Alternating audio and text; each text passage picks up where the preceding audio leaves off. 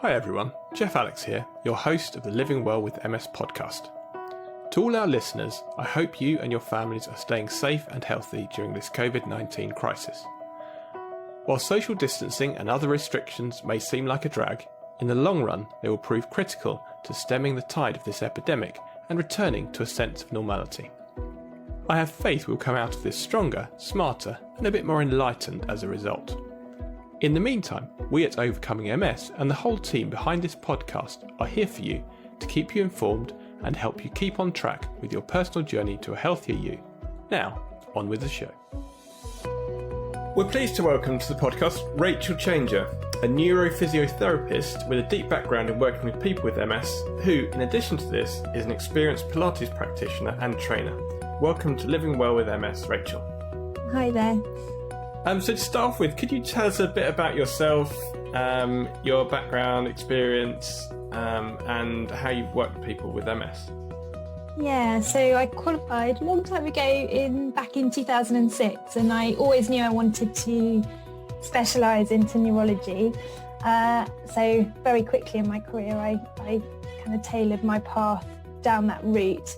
And my first job actually, before I went into the NHS, was working at one of the MS centres, and then I got my first NHS job, and then quickly moved into a specialist role working at St George's Healthcare Trust in London, and that was in the community leg, which was a mixed neurology caseload, and I saw a lot of MS patients there.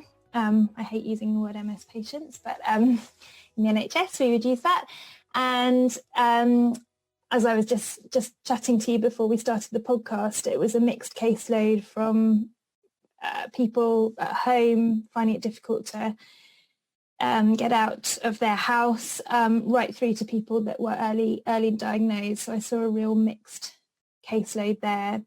And then 2016, I think I decided to move back from London to live at home near my family. And I set up my own private business doing mostly Pilates and part-time working at one of the MS centres. And there I set up the Pilates studio. So I was working with equipment Pilates and mat-based Pilates, mostly working with early diagnosed and people living with MS that could walk.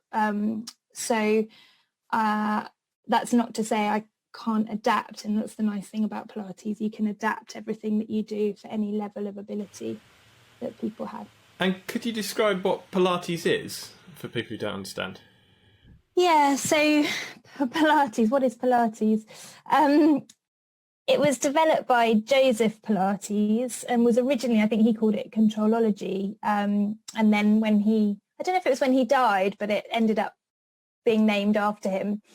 And he actually had a background in yoga.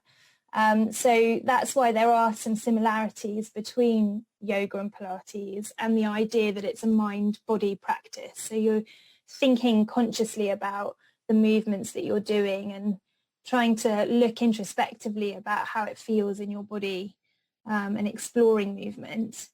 And I think he adapted some of the yoga positions to then be more, I would say, repetitive movements, and develop like a repertoire of exercises that you could try and then create like a sequence of movements together. So that's the basis of it. He developed it when working in a hospital after the First World War, and he used springs from the beds to create resistance, and that's where some of the larger apparatus equipment for Pilates comes from. So I'm sure a lot of your listeners will be familiar with mat-based Pilates, which is, you use a mat, you don't need anything else. You can do it at home, you can do it anywhere, do it out in a park. And then there's the larger apparatus, which is almost like a bed on springs, and so you've got this sense of resistance, and you can do the exercises on against some resistance, and we can perhaps talk more about the benefits of that and using equipment versus. And that was just because of what was available at the end of the First World War. Yeah, and he just had the springs in the bed, so he pulled them out. And I think, he had his background in yoga, and he was trying to work out perhaps more of a conditioning element to exercise, and some of the strength conditioning ideas around repeated movements. I think he sort of combined this mind body, some of the poses, more of the sustained poses you might see in yoga, and combine that with this sort of. And you've got that sort of, is that like Tai Chi idea of like moving between things? Yeah, so all three of those practices, Tai Chi, yoga, Pilates, are mind-body experiences. And it's a really interesting question, what's then the difference? So I'd say yoga's those more sustained postures. Pilates is more like these repetitive movements. Tai Chi, I would actually say, this is very much my own opinion, but is you can do it standing or seated, but it's more functional movements in some ways. It's from a martial art, so it's looking at how you might punch or kick in a very slow, sustained way and using focus. And in Eastern philosophy, it's all about balancing your chi, your life energy, in the same way that yoga has that connotation as well.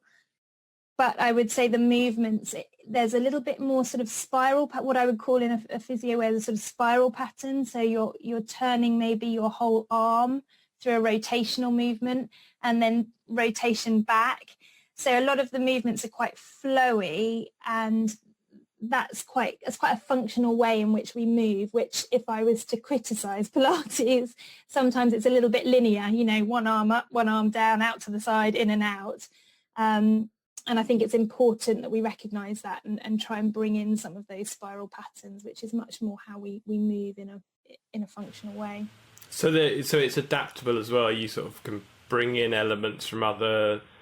Yeah. You're not saying, well, this isn't pure Pilates. We're not going to do a bit of this thing because that's actually Tai Chi or that's actually yoga. And exactly. And that's why I think I almost giggled a little bit and said, well, what's the differences? And exercise and movement is exercise and movement, isn't it?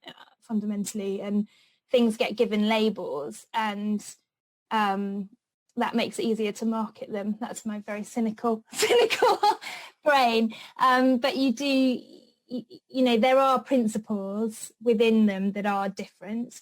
But I think as a physio, I'm fortunate that I can take different tools from different boxes and go, okay, well, that's some really good principles from that philosophy or that idea, and let's amalgamate them a little bit to get the best out of what you're doing. The nice thing I would say about Pilates, if I'm criticizing it for being quite linear, but actually when you look at motor learning, so our ability to learn new movements, one of the elements of learning how to move well is, or when you're learning a new task, is to break it down, right? So we don't learn a complex movement. If I was about to teach you how to do a golf swing or learn the piano, I'm not going to ask you to learn some Mozart piece. You have to break things down and start small. And where I feel Pilates is brilliant is it brings things down to the smallest component and allows someone to learn that and repeat that, and then you can layer on top more complex movement. And some of the research has shown that it is improving people's cognition, so problem skills, thinking skills, and that might be because you're having to consciously think about the movement that you're doing and plan that and think about it, and is that having an impact on improving some of those skills as well? Yeah, I'm definitely conscious with my walking that there's two things. One is that I think I learnt to do this before when I was a toddler, so I can learn to do this again. But I kind of had worked it out when I was a toddler, and I've been doing it for years and years and years. And then you just completely, your unconscious brain knows how to walk. So you've learned it to that level that you don't think about what's going on. But then actually having to break it down and think, because I have trouble with one leg and not with the other. But if I'm actually thinking, so one leg will just do what it's supposed to do, but the other leg I'm actually thinking, right, how do you actually walk? You've actually got to lift your knee, and you've got to lift your heel up a bit, and then you swing your foot through, and then you hit with your heel, and then you move to your ball of your foot, and then you transfer away, and all those individual. And if I think it through, I can kind of do it, and it's fine. But I am thinking about it, and it's like, well, that's quite a lot to do if you're going to walk around the shops to think of every single step. But if I do it one step at a time, then I can do each step perfectly. And it is just that. I've got to, I know I've got to keep doing it. Eventually, you'll get those neural pathways. You hope, yeah, and that's the gap, isn't it? It's how do we ever go from learning a movement from that conscious to the automatic? And that, gosh, if we could inject a pill completely into that, we'd be amazing, because we could just know what that projection or trajectory looks like. And that's the challenge for a physio, really, to help that process. And I think it's a field that's being explored more now about that process, and understanding more about how we learn, so how we lay down that ability to learn things, and knowing that it comes from intrinsic motivation. You've got to be motivated to do it. Yes, the repetitions and thinking about it and that conscious movement to begin with is really important, but how do we go from that? It has to be something internal. So we learn a lot more from intrinsic feedback than we do from extrinsic feedback. So me telling you, or you're doing that well, or that foot's going down nicely, is much less informative to your body than if you feel that is right, and you get a response or an aha moment in your brain that goes, oh, that felt good, that felt right, because something chemically is then going on to help you lay down that motor program. So I think, again, where Pilates is, I think, great, is taught well. It's about coaching somebody to explore movement, to feel movement, to understand what feels good in their body and what doesn't feel good, and why doesn't that feel good, and why does that feel good. So you're teaching someone self-regulation, how to monitor, and how to inform their own brain that something's positive or something's negative. And that is what's going to help with that motor programming and that motor learning. Taught badly, not necessarily taught badly, but done badly. And I think the negatives, again, that Pilates would be criticised for is it was at one stage, I think, quite rigid. You must have your pelvis in this position, and you must be in this posture and do it like this. And that then becomes quite negative, and almost you're not empowered, because you need your teacher there. You need your teacher to tell you that you've got your leg there and your arm there. And that I think I'd move away from. There is an element, as you know, again, in any learning, sometimes that extrinsic, so a coach telling you, right, you just perhaps think about this or think about that, but as quickly as you can, moving away from that, so that somebody can explore their own feelings in their own body. And so how would someone choose a good Pilates instructor or a good class to go to? Because there are many, where I live, there's Pilates studios with fancy adverts outside, but you can't really tell. My advice, I've thought quite hard about, preparing for this and how you answer that. And I think the most important is what feels right for you. So you've got to go and try things. So if you feel that Pilates might be something that you want to try, you've got to go and just feel what you feel, if it feels right for your body. What I would say is my experience of working in the studio at the MS Centre and also working privately, I got a comparison between working with people that don't have MS and people that do. And I would say that the classes I would do at the MS Centre was probably about 70%. So I kind of do a class plan around about 10 exercises with different kind of modifications and changes within that. But I do about 10 exercises. At the MS Centre, I'd probably do about 7. And I don't want that to sound defeatist and, you're not doing as much. I think you have to recognise that you are living with MS, and that whether, we are recognising that there are some of these thinking skills are affected quite early on in the disease, and also that you are living with perhaps some quite subtle but perceptual and maybe balance and coordination difficulties. And actually accepting that and taking a little bit more time in the exercises allows you to feel more about what's going on in your body. And so taking that time, I think you should value and explore that rather than seeing it as a negative. So where does that leave you when you're like, right, I want to do Pilates and I'm going to go out there and do it? My advice would be let your teacher know. Okay, so and then they can and say that's perhaps, you sit out of one of the exercises and enjoy something that you're already doing for a bit longer. And that actually, I think as an instructor, I would appreciate that more than you just trying to battle through all the exercises, because actually you're understanding the philosophy behind the practice rather than just I'm exercising, so you're getting the true benefit from it rather than the perceived I've just got to hit this hard attitude, really. And so that's sort of saying if you went to a standard Pilates class, but what if you've your ability levels just, if you're bedbound or you're a wheelchair user, is it still useful for people with those levels of ability? Absolutely. And I'll go back a stage. So a lot of the MS centres do offer some Pilates, so it is worth looking in and around at what local services you have got available to you.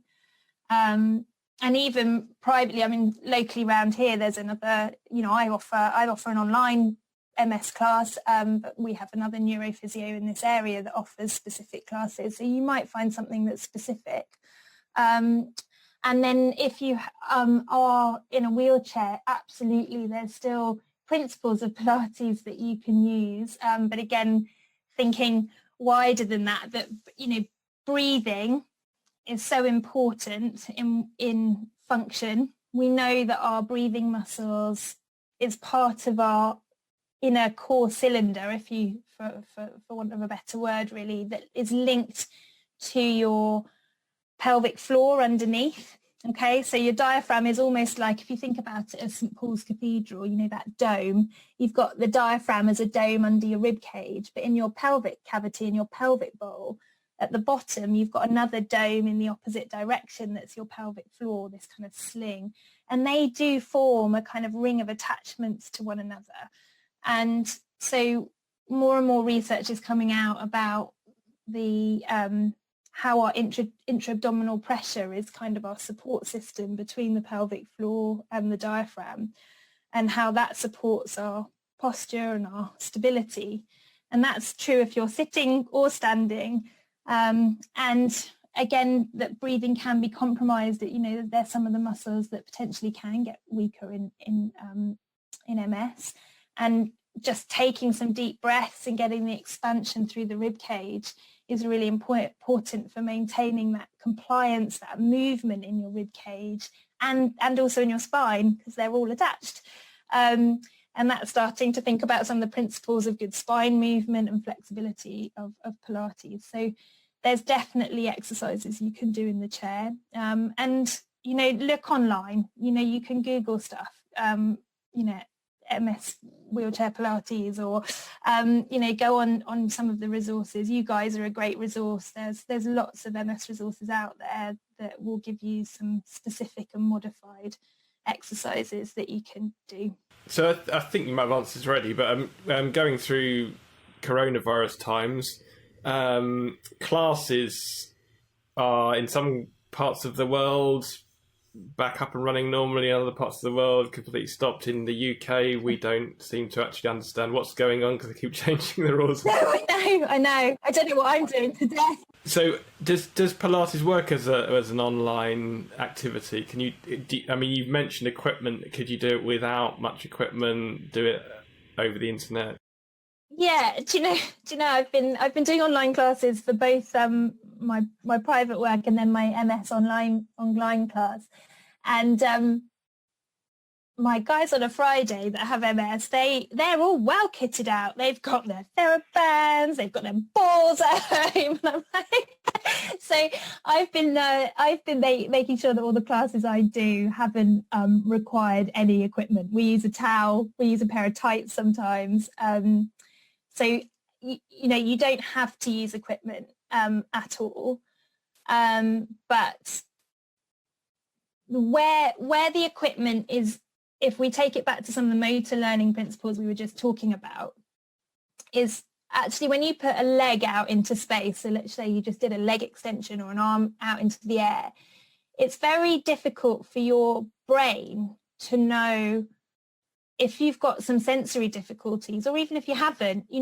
It's a lot of working out to think, where are my fingers? Where's my wrist? Where's my elbow? Where's my shoulder? Your brain subconsciously is working that out all of the time. As soon as you put your hand or your foot in contact with something, it's got some what we call sensory feedback. So there's some stimulation through the skin to say, okay, I'm in contact with something.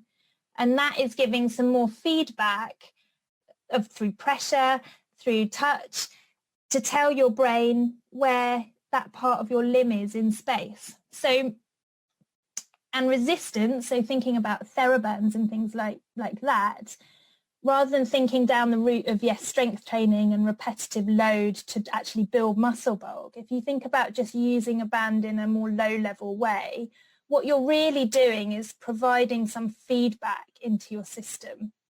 You're providing more contact of the joints against one another, which stimulates the pressure in that joint, which again tells the brain, okay, this is where my joint is in space. Now, if you're bombarding your system with a little bit more sensory information, then it can give a different and maybe a more optimized motor output or movement output.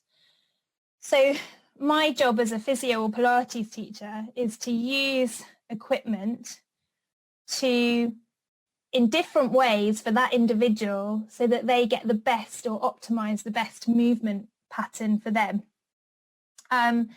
So when you're at home, you don't have to use anything, but if you are perhaps struggling with what we call open chain movement, putting your hand out into space, you can just have your fingers perhaps even touching a wall, or you can put your foot on a stool. Like, it doesn't have to be proper fancy, kit. But so, and that, I guess that is the art of perhaps the instructor is to kind of go, okay, why don't you just try it like this? Why don't you modify it like that? And does that give you a better feeling?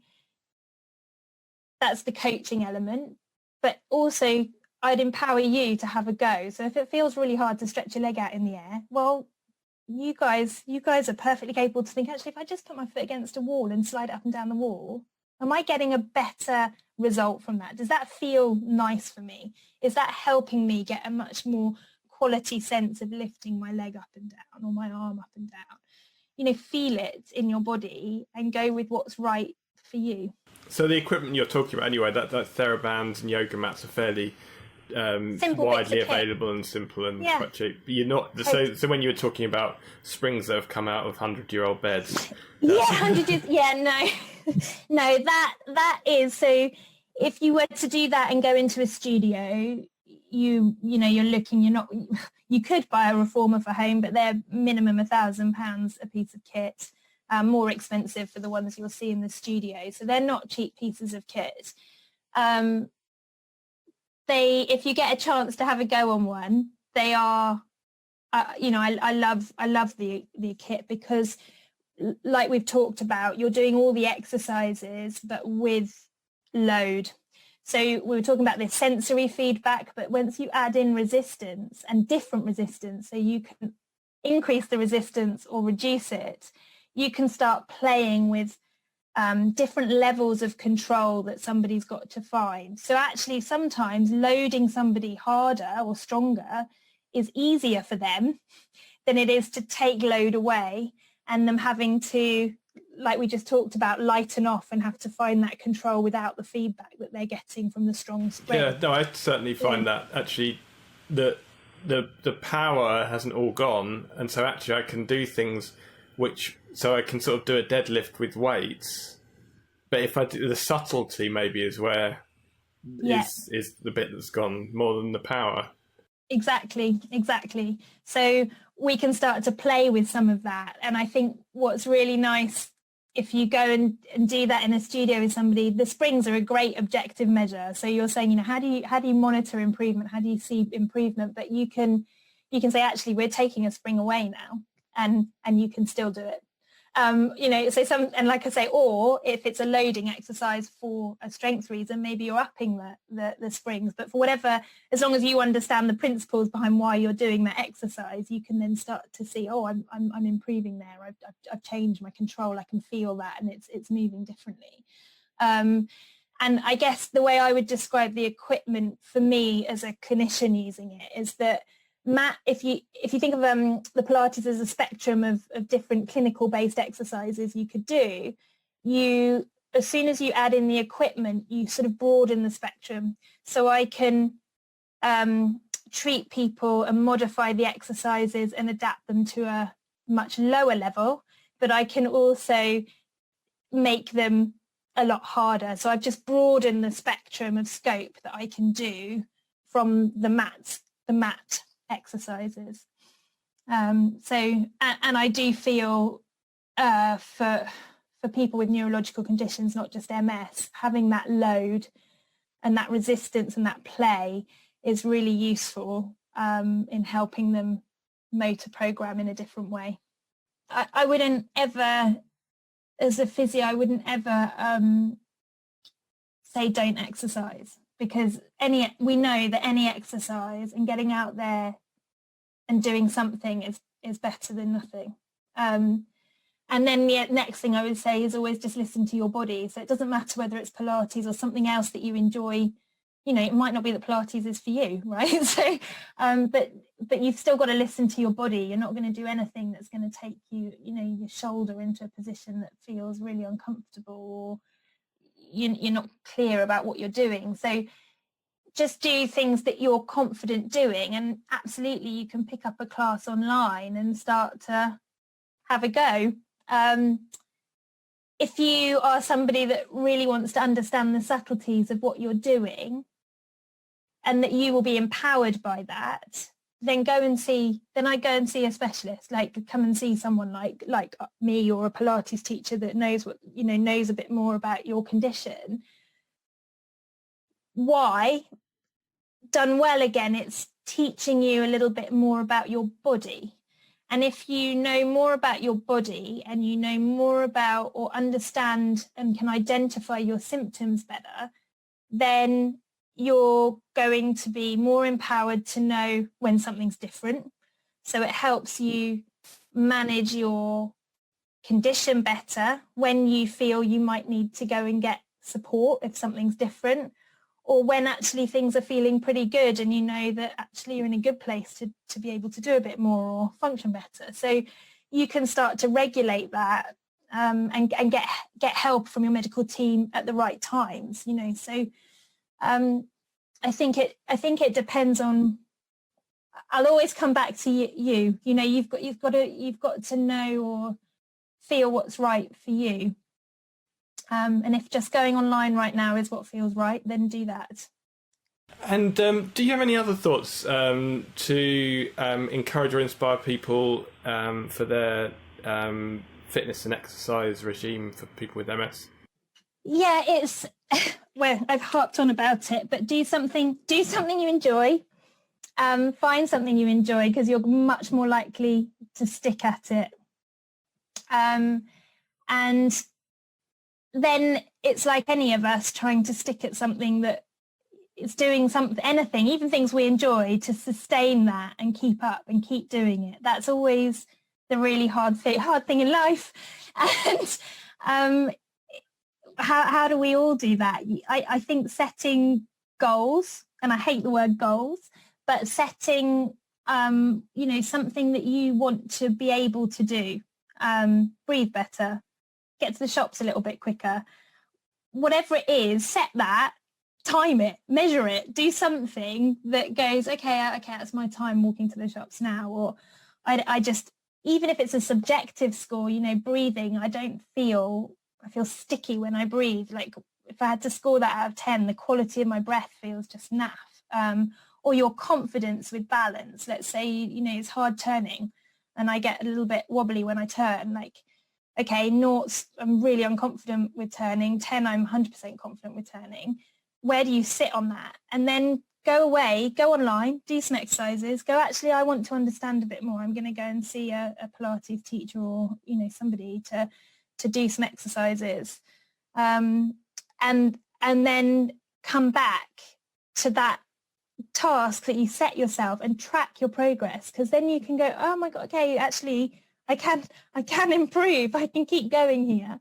And you can make changes. It's not that because you're living with a progressive disease you can't make a change, because the research shows if people do an exercise program, their walking speeds improve, or cognition is better, or quality of life measures, their ability to go and catch up with friends, they feel more able to do it. So it's definitely a way of just keeping an eye on your progress, really. So if you're following an exercise regime, whether that be Pilates or something else, when do you think that you should also check in with a medical provider, whether that be a neurophysiotherapist or a GP, if you've got any symptoms that might be exercise related?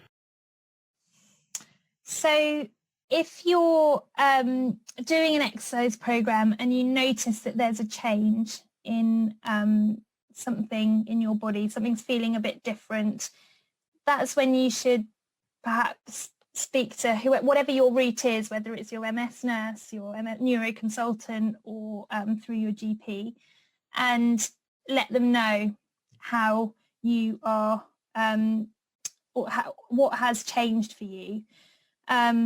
It might be that you're noticing something new, like a common symptom might be a dropped foot, or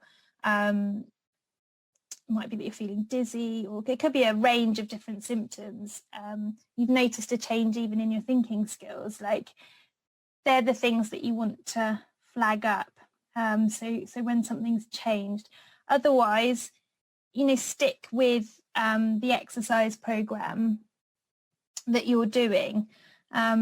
And coming back to the Pilates, and why I like the Pilates is that you can use that because you're self-monitoring how things are for you in your body, and you're getting to know what works well for you, what feels right in your body. And then, so if there is a change, you can understand that is a true difference in what's going on for you. And would you log things so that you know where there's been changes? Would you make a diary? It's easy to say and then never to do. And I guess I've said it because I'm a physio, and I've kind of verbatimly said it. And then I had a quite a severe allergic reaction about a year ago and had to start keeping a food diary. And I was like, oh, when you start writing stuff down, it really makes you realise what you are and what you're not doing. So, it's easy to say and easy to hear on this podcast and then not do, but have a go, because you'll go, oh, okay, yeah, okay, this is what my week looks like. And it does. I'm sure a lot of your listeners will have perhaps gone through a sort of facets or a fatigue program where they get you to write stuff down, and it is really valuable. Could you share a final thought with our audience on what motivates you or inspires you as a human being? So to answer that, it's going to have to be learning. So I love just learning new things. But I am passionate about the human body and how that sort of mind-body practice and bringing those things together. So I spend a lot of time learning and developing that. And the other thing I do is, which I think is an interesting thing to just give back to you guys, is I've taken the time to understand that I'm somebody that has to be busy, busy, busy. So I have lots of projects on the go. And that keeps me kind of stimulated. But then I have to have my downtime. So I've kind of structured my life around sort of a busy clump of time and then a clump of time where I have my downtime. And I think recognizing that that's the natural rhythm that my body works at. And I guess a question back to you guys, bearing in mind that possibly fatigue is something that you guys have to manage, is what is your natural rhythm, and how much energy do you have in your week or in your life, or how you kind of shape that, and then how you get your downtime as well. Because I think if you can get that right, then I think life just feels a little bit easier to enjoy more. So yeah. And just on a personal question, so I do a lot of my exercise in the evening, so that if it wipes me out, then I could just slump on the sofa. Is that okay as an exercise practice? Because a lot of people do exercise in the morning and they say, oh, it really enlivens them, but actually sometimes it wipes me out. Exactly. I think, again, and that's why it comes down to you, I think a lot of people would say, I'm most productive or whatever at 10 or 11 in the morning, and so the exercise is so important, right? So you should do your exercise then. But actually, it depends when you're most productive. And then if you want to prioritize exercise as the most important thing for you, it might be that you've got something else on that day and that exercise isn't that day. So it's got to be personal. It's got to be personal preference. All I can give you as the physio is we do now know there's still heaps of evidence and research that needs to be done, but those health behaviors, those different life, sleep hygiene, diet, exercise, looking after your mental health, we know that they are probably as important as your medical management, as your, for your MS. So you know that as the charity that you're trying to build on all of those things, because we know that they are super important. And so we're all of us are just trying to find a balance, right, of quality time and a quality life, and it's all for all of us to just go home and think, right, what makes my life quality, and it is a balance between all of those things and finding that balance. Okay, and with that, I'd like to thank you very much for joining us on the Living Well with MS podcast, Rachel. Thank you. With that, I would like to thank you all for listening to this episode of Living Well with MS. Remember that there is a wealth of information at overcomingms.org, including show notes and an archive of all Living Well with MS episodes. Once again, that's overcomingms.org. There you can also find OMS-friendly recipes and exercise tips, connect with other OMSers in your local area through our OMS Circles programme, and learn about the latest research going on in the MS world generally and related to OMS specifically. I encourage you to register on the site and stay informed about the latest news and updates. I also encourage you to subscribe to this podcast so you never miss an episode, and please feel free to share it with others who might find it of value. Let us know what you think about the podcast by leaving a review, and if you have ideas for future episodes, we'd love to hear from you, so please contact us via our website overcomingms.org. Thanks again for listening and for joining me on this journey to overcoming MS and living well with multiple sclerosis. I'm Jeff Alex, and I'll see you next time.